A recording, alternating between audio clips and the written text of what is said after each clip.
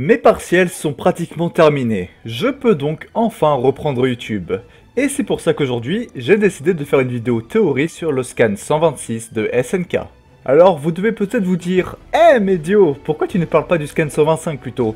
Eh bien c'est simple, comme vous le savez, je n'aime plus vraiment faire de review. Le côté description du scan, eh bien je le trouve chiant. Genre faire alors oui, là on voit Eren qui parle à Mikasa et qui dit ça. Ouais non, désolé, mais ça m'a un peu saoulé. Cependant, le côté émettre des théories, ça je le trouve toujours autant intéressant. Et c'est pour ça qu'aujourd'hui, je vais émettre des théories par rapport au scan 126. Donc bonjour à tous, je suis Diosama, et aujourd'hui on se retrouve pour les prédictions du scan 126 de SNK.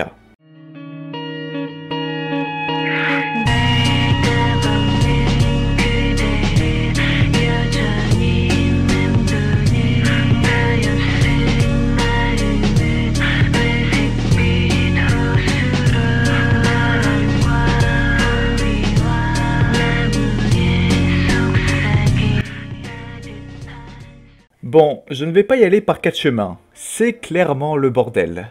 Eren est devenu un être invincible, les titans colossaux des murs sont en train de foncer sur le monde, et c'est la pagaille du côté de nos protagonistes. Lorsque j'ai terminé ma lecture du scan 125, j'ai directement pensé à quelque chose, la fin du cycle, et donc la fin des titans. D'un côté, nous avons Eren qui veut garder le pouvoir des titans pour redonner à Eldia sa puissance d'avant, et de l'autre, nous avons le reste du monde qui veut tuer Eren.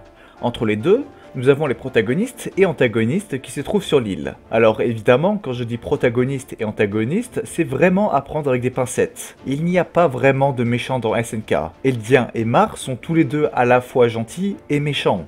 Tout dépend du point de vue. Cependant, avant, j'étais d'accord à 100% avec Eren et ce coup de pression pour laisser l'île du paradis en paix. Mais maintenant, je ne suis plus vraiment d'accord avec le point de vue d'Eren. Ce coup de lâcher les titans colossaux et ainsi créer un massacre est vraiment beaucoup trop excessif selon moi. C'est pour ça que maintenant, je fais plus partie du côté d'Armin que de Eren et compagnie. Je voulais vous parler de ça car ma théorie va se baser sur ce jeu de entre guillemets qui doit-on suivre. D'un côté, nous avons donc Eren et les pro-Jaeger qui sont dévoués à Eren. Ensuite, nous avons Armin, Mikasa, Jean, etc. qui eux ont compris qu'il faut à tout prix stopper Eren. Et à côté, nous avons les autres, donc Olangobo, Pieck, Reiner, Madame Azumabito, etc.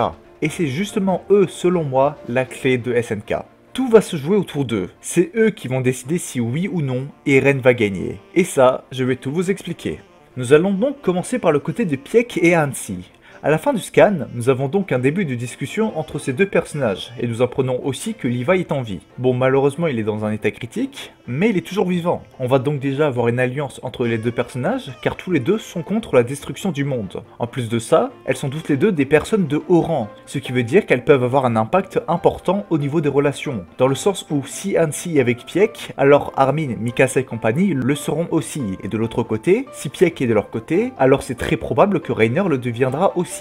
Vous comprenez ce jeu d'alliance? C'est le même principe que l'ami de mon ami et mon ami. La seule solution pour les personnes contre Eren est donc de réunir le plus de personnes possible. Bon, malheureusement, à côté nous avons Levi, et je crois que pour lui c'est un peu mort. Il ne pourra sûrement pas participer à la bataille finale. Et ça c'est plutôt dommage, car Levi est un peu l'arme ultime de l'humanité. Et surtout, c'est dommage, car Levi est un très bon personnage.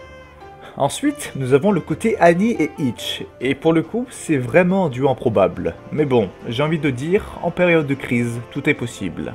Notre duo est donc en train de se diriger le plus loin possible de la ville, pour que Annie puisse partir. Nous savons aussi que pendant qu'Annie était dans son cristal, eh bien elle était consciente, ce qui veut donc dire qu'elle était déjà au courant des plans d'Eren, mais surtout des intentions d'Armin. Et c'est ça la clé selon moi. Nous avons donc Annie qui veut retrouver son père biologique, et elle le dit elle-même. Elle est prête à faire un massacre pour le revoir. Or, comme l'a si bien dit Itch, le seul obstacle qui se dresse entre elle et son père, eh bien c'est Eren. On peut donc déjà imaginer qu'Annie va vouloir se battre contre Eren. Mais après, comment cela va se dérouler? Eh bien, on va passer à un autre protagoniste. Du coup, Armin. Armin s'est enfin réveillé. Il a compris que s'il ne faisait rien, ce serait tout simplement la fin du monde qu'il connaît. Il a compris qu'il ne pouvait plus rien faire pour Eren et que la seule façon de le stopper était par la manière forte. Armin va donc arrêter Connie qui se dirige vers son village natal avec Falco pour pouvoir ainsi retransformer sa mère en humain. Donc déjà, je suis tout à fait d'accord avec Armin. Actuellement, Connie est en train de faire n'importe quoi. Il est prêt à sacrifier la vie de milliers d'innocents pour la vie de sa mère. Et en plus de ça, il transforme sa mère en Titan Shifter, et donc en potentielle cible dans le futur. Je comprends les intentions de Connie. C'est normal de vouloir sauver les êtres qui nous sont chers. Sauf que là, Connie, je suis désolé, mais tu es en train de faire n'importe quoi. Je pense donc que quand Armin sera en route pour le village de Connie, il tombera en chemin sur Annie et Itch, et que ce sera Armin l'élément déclencheur pour Annie. Je vous le rappelle, Armin possède une partie de la mémoire de Bertolt. Il s'est donc attaché à Annie. Et en plus de cela, je vous rappelle qu'il est allé la voir pratiquement tous les jours pour lui parler. C'est pour ça que je pense qu'Armin va entrer en contact avec Annie et Itch, et ensuite ils auront tous ensemble arrêté Connie. Alors évidemment, quand ils viendront, il y aura alors une très grosse embrouille. Mais selon moi, Armin réussira. Ainsi, il sauvera Floch et pourra avoir la confiance de Gabi et celle de Reiner. Encore une fois, cela permettra ce jeu d'alliance entre les personnages. Enfin, nous avons les autres, et quand je dis les autres, je veux parler des personnes qui sont avec Floch. Alors déjà, on va mettre quelque chose au clair.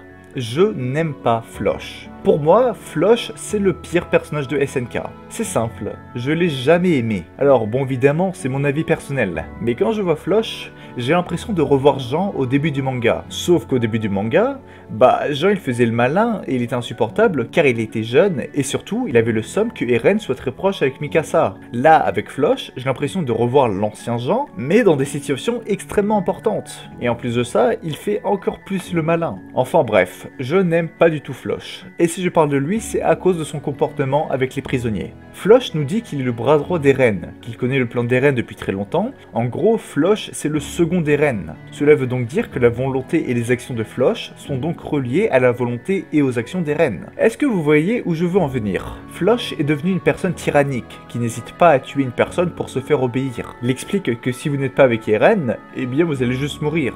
A l'inverse, si Olongobo, Madame Azumabito, etc. sont avec Eren, alors leurs pays seront épargnés. C'est littéralement un régime autoritaire, et donc une dictature. C'est pour ça que je pense qu'en plus d'une alliance entre le soldat Mar de l'île et Armin et compagnie, on aura aussi une alliance avec d'autres nations qui ont, eux aussi, compris que la seule solution est d'arrêter Eren. Maintenant que nous avons notre jeu d'alliance qui est formé, qu'est-ce qui va se passer? Comme Armin l'a bien dit, tous les titans primordiaux sont présents sur l'île. D'un côté, Eren possède l'originel, l'assaillant et le marteau d'armes, et à côté, nous avons le mâchoire, la charrette, le cuirassé, le féminin, le colossal, et enfin le bestial, même si on ne sait pas vraiment si Sig est vivant ou mort. Alors, je ne pense pas qu'il va y avoir un combat épique entre tous les titans primordiaux contre Eren, car si c'était le cas, Eren aurait 100% de chance de gagner. Les pouvoirs de l'originel sont beaucoup trop puissants. Je pense plutôt que le plan d'Armin sera de faire une équipe qui aura pour rôle de ralentir l'avancée des titans colossaux des murs, et une autre équipe qui, quant à elle, devra essayer de raisonner Eren, quitte à le blesser. Parce qu'on est d'accord, tuer Eren, là c'est impossible. Du coup, je ne sais pas vous, mais j'imagine vraiment bien une alliance entre la technologie Mar et des autres pays pour tuer les titans colossaux des murs.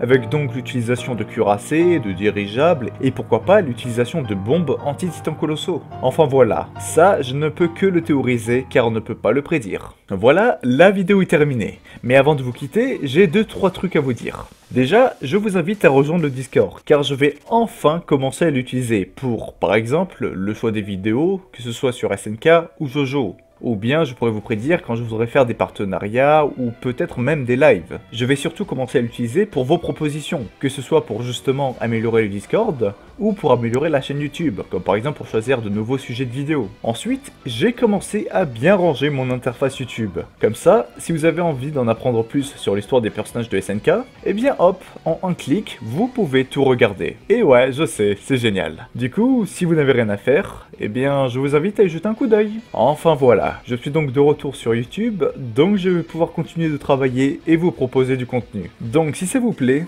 n'hésitez pas à écrire un commentaire et à mettre un pouce bleu car ça aide énormément la chaîne, notamment pour le référencement. Donc si vous appréciez le contenu de votre collègue Diosama, vous savez quoi faire. Donc restez fiers de ce que vous faites dans la vie, et comme on dit en Italie, arrivederci.